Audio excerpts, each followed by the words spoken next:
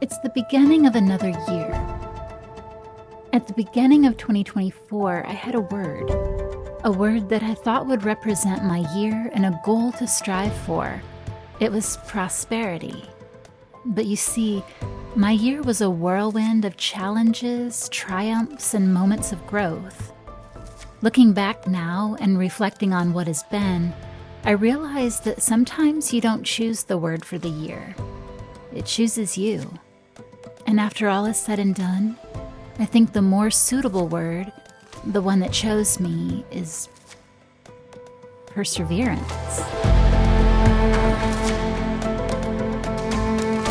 So join me today in the recapping of 2024 as I take you on this journey of perseverance and the moments that defined it. Every imperfect, silly, unique memory that went into solidifying this year and led me to where I am now. And it's not really something that can be planned. Perhaps it is the unplanned part of a year which makes it integral to our growth moving forward.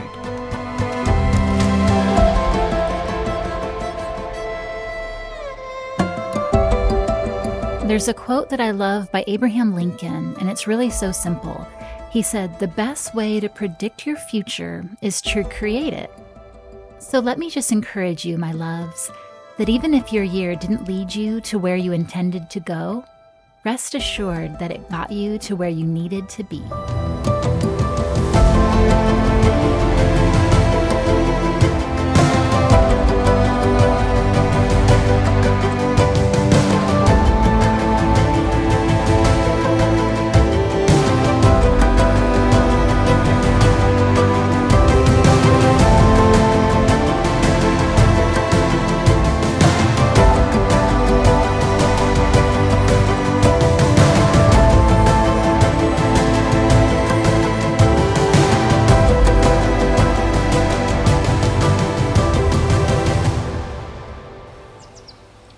Glorious sun.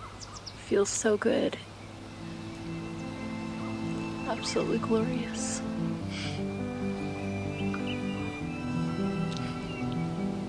One of my resolutions for 2024 was to spend more time outside in nature, whether it be through yard work, gardening, walking, or just sitting beside a bonfire. One thing for certain is that I always gain renewed peace of mind and creativity when I spend time in nature. It's where I go for inspiration and to feel God's presence. The lake near my home is a comforting place to me, and I never grow tired of the beauty that can be found there, especially in the early morning hours before the world has begun to stir. I'm thankful to live in the countryside and not have to fight heavy traffic and crowds, and that I can use the outdoors as an escape and a refuge of peace. I worked on my garden and yard a lot this year, but did face challenges with both weather and insects. I'm not sure why the insects were so bad this year, but it cost me in more ways than one, and unfortunately I did lose a couple of my favorite plants because of it. Tending to my garden teaches me when to hold on and when to let go, and how to cope with the decision-making process.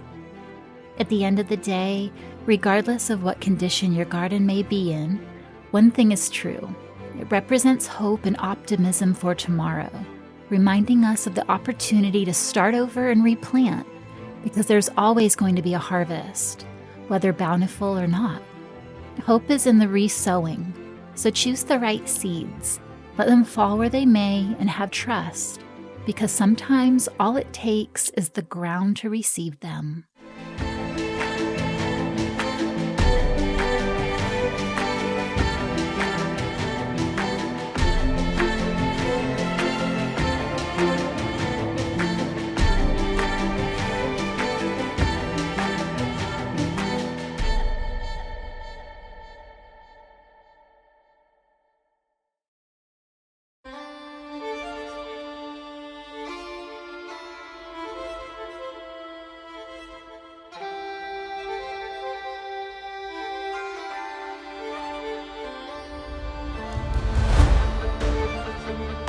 by far one of the most memorable parts of 2024 were the travel opportunities that David and I shared.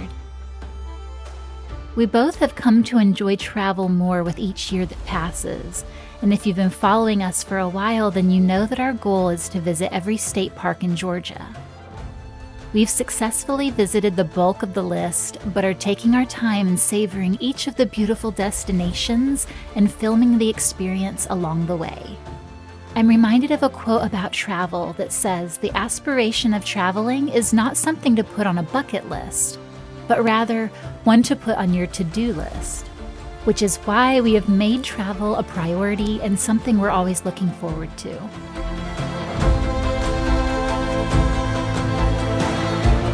When David and I travel, we often go by way of our Jeep Sandy, a 2016 Willys Wheeler. Compact and comfortable, Sandy's Jeep Heritage can handle various terrain, off-road excursions, and can turn on a dime, making it the perfect adventure wagon. Our off-road adventures are often mild as we play it safe to avoid damaging our beloved Jeep. But we're always amazed at her efficiency in handling rugged landscapes and highways alike.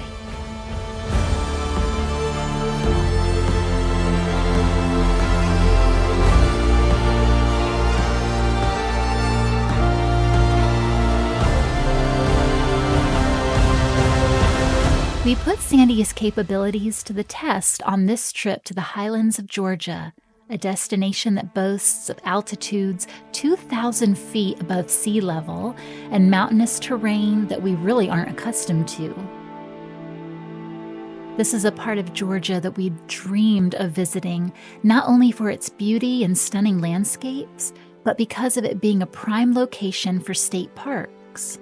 We were able to visit 5 different state parks on this trip, and several stood out as unforgettable favorites. The memories we made on this trip will last a lifetime, and our scope for how diverse Georgia is was certainly broadened by this trip, as were the stopovers in Tennessee and Alabama, which were also on our itinerary. I think for both of us, our highlight of the trip was in visiting Rock City and just leisurely strolling through the gardenscapes and craggy passages in the mountain of this iconic landmark. It's not just beautiful there, but it's also an experience as though stepping back through time and into a fairy tale. Peaceful and tranquil, Rock City allowed us to get caught up in the picturesque realm of natural wonder and explore for miles the garden creations that offer a unique scope for the imagination.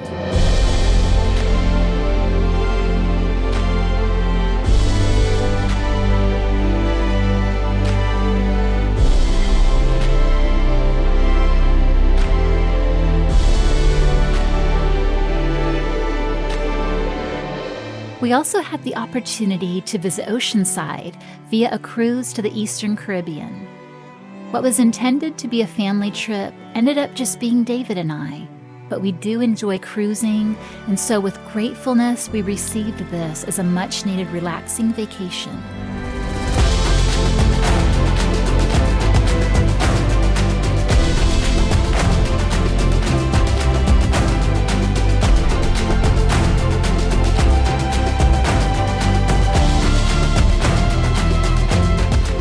The ship we were aboard was at the time the largest cruise ship in the ocean. The Wonder of the Seas, built in 2022, holds nearly 7,000 passengers aboard its 18 decks and weighs over 200,000 tons. There was so much to see and do, and please hear me when I say that there's a lot of walking to get from place to place. And we were astonished by the sheer expanse and magnitude of this great ship. The food was delicious and plentiful, and we enjoyed evenings in the dining room where we could dress up and enjoy a unique variety of cuisine served by friendly and welcoming staff. The ship employs 2,300 crew members, and all of them are extremely hospitable and helpful in making our experience relaxing and enjoyable. This trip was actually in February. We did have rain and storms, which caused a bit of turbulence aboard the ship and hindered some of our offshore itinerary. But we didn't have any expectations for the trip, and we just found ways to take it easy and have quality time together.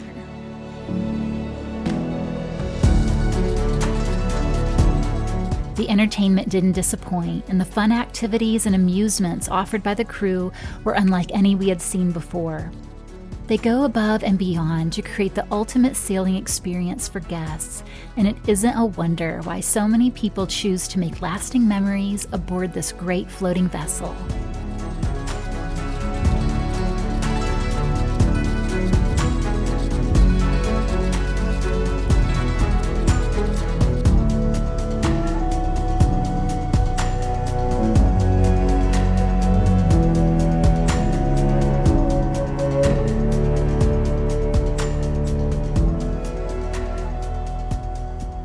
When not traveling off and adventuring on day trips with David, I can often be found right at home in my little 1,200 square foot cottage. Home is truly where my heart is, and there's no place like it. In January, I worked on a couple of home renovation projects that I had yet to begin since moving in the summer of 2023. The new year is always a great time to start working on projects, and I desperately desired to repaint the yellow guest bathroom and give it a fresh makeover. I also freshened up my laundry room, which was also yellow, and I'm really satisfied with how both spaces turned out. And looking at them now, I barely remember them before, and this is honestly a good thing, I can assure you of that.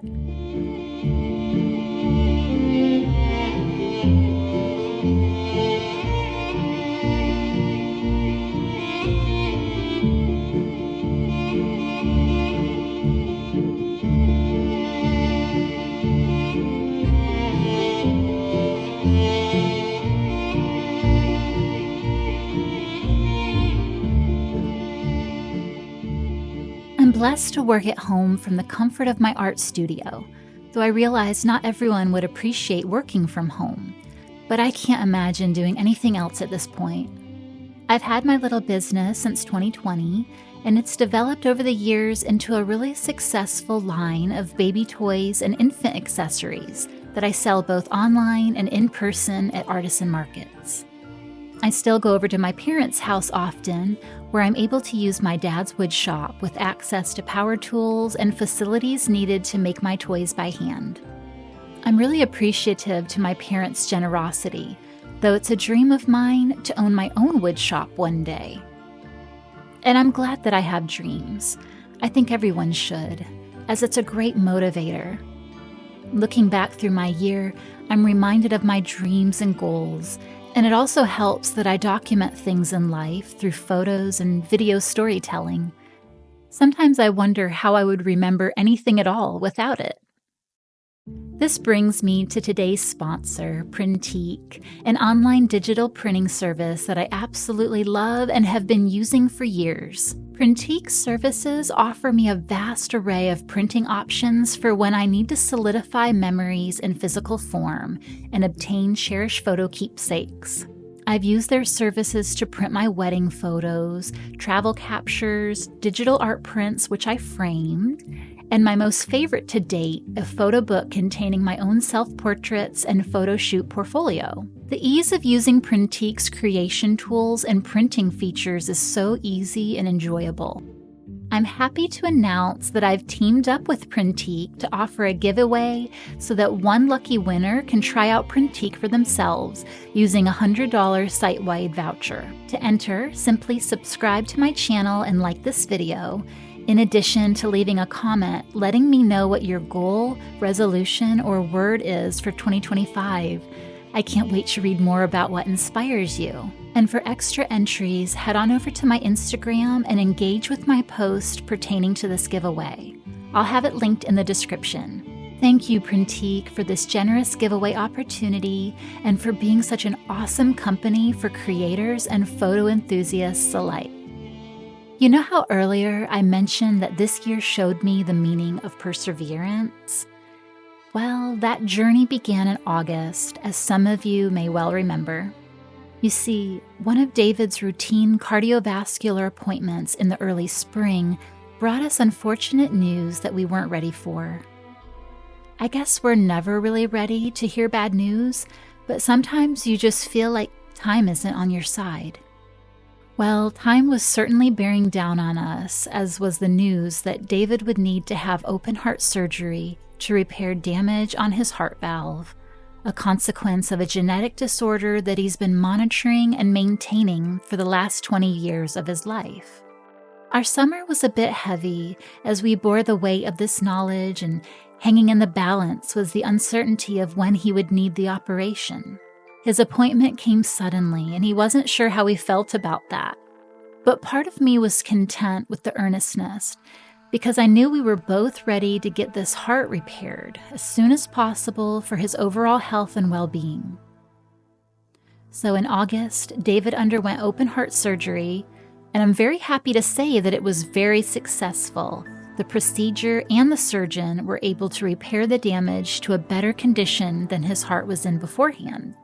We both believe, especially now looking back, that God's hand was in this. The time frame, though sudden, was actually perfect. And even David's well-renowned and highly spoken of surgeon, Dr. Lee, was able to perform the operation just days before retiring. How is that for special timing? David's recovery went well, all things considering, and he stayed ahead of the curve right from the beginning and began healing with a good bill of health from every doctor he spoke with. But it was a difficult time nonetheless. I think those days of David's recovery, especially early on, really tested us, our marriage, our faith, and our patience. I learned many things about stepping up to be a loving and patient caretaker, and my only goal and priority for many weeks was to help David get better and to be there for whatever he needed. I hated seeing him in pain and discomfort, and what he went through was very serious and traumatic. Though he was so strong and was such a trooper the whole time, he really encouraged me, and I hope I encouraged him too. I thank God for getting David through that hurdle and for giving him the right care team at the hospital. It was such a beautiful hospital, so focused on providing care and nurturing. David still isn't 100% yet, though he's returned back to work, and there's some days that he just struggles with pain and finds challenges that are frustrating. The Lord isn't finished doing his good work in David, and I know that there's going to be a silver lining to this.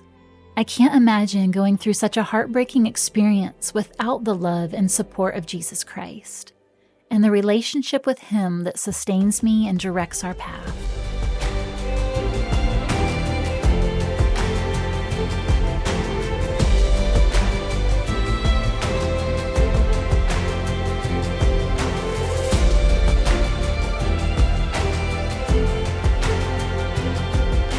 So many of our friends and family supported David and I during this recovery time. The encouragement and motivation that we received was so bountiful, and our loved ones stopped by to visit. They brought meals and donations and offered such kindness and care that I know David felt as grateful and humbled about it as I did. In seeing that, I think I gained a new perspective about giving and how much it means to offer help and generosity to others. To be there and show up, offering help and love and support in one way or another. It meant so much to us, and we'll never forget it.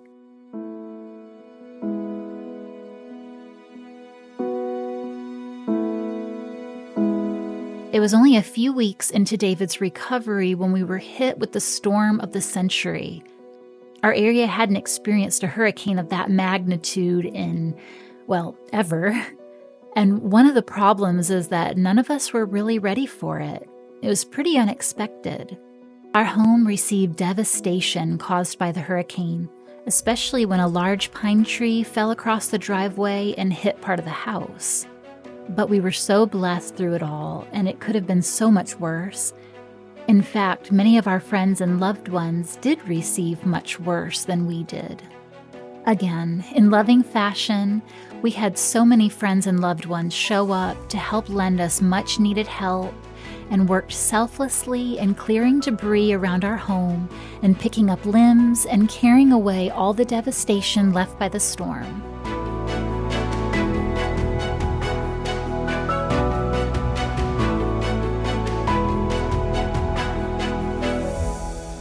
Relationships are so integral to life, and even though I'm a quiet introvert, I care deeply for the relationships I have.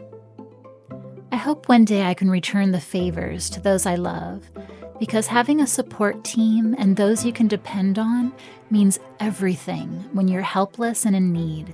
Though a humbling feeling, it was that which spurred in us the meaning of perseverance and determination to keep going and not give up. Thankfully, David is much stronger now and has persevered through such a trying time. We're more unified and deeper in love, no doubt, having gone through that together. And as we step into the new year, the future looks bright, and we're optimistic in achieving more milestones together, though hopefully with less resistance.